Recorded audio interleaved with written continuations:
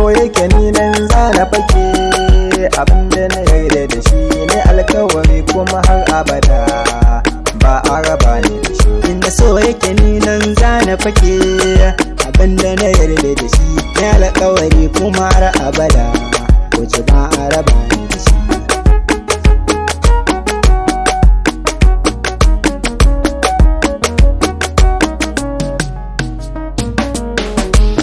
Ne kamar uwa da ɗan ciki shine burina, ganin kyakkyawar fuskar ki ya saka ni na yau barna, na kushe dukkan yan mata na yabi maradina, dare inda zane bacci da hoton ki a gefe na. Abinda nake so bai fice ke ba, idan ba ke wayo kaina, soyayya cuta ne na daina zance ne, fagen so yanzu na saɗan ba ranar denawa, da daɗi duk wahala a ciki ni za na yi zaunawa. In za na wuce ku kira ne da me haukan so zan amsawa, jirgin so karka wuce zan hau ka aje na a tsandauri, wa dabbobin da suke daji a kansa suna iya yin kwari. Na ɗauki amana za na rike so kuma ne mishi alkawari, idan so ya kai so na cikin ɗaki zai nisa da gari, dan Allah ku ban amsa a ina so yake ku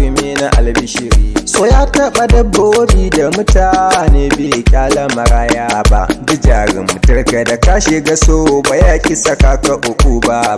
Na zo ki min uzuri kan soyayya ba zan fasa ba, na sha wahala kan soyayya dan Allah ki duba ni.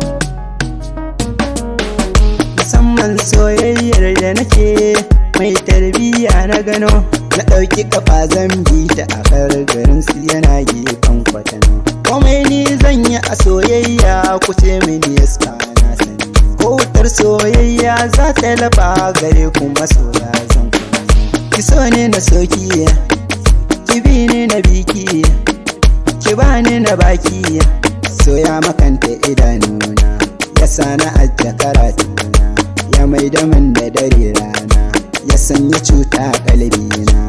Wanda yake so a faɗa masa menene so ga amsa, kaso a so ka yana farko, ba yaudara so zai karko, riƙon amana zalle ko da kyautatawa mai maiko, yarda da juna da nuna kishi wannan shafin zan ɗauko. Kina ina mai adalci, ki so ni so mai inganci, gare ni zai mini sassauci, na sha zumar soyayyar ki ba za na so na amayar ba, kin bani kauna na baki ba za na so ki kwalla ba.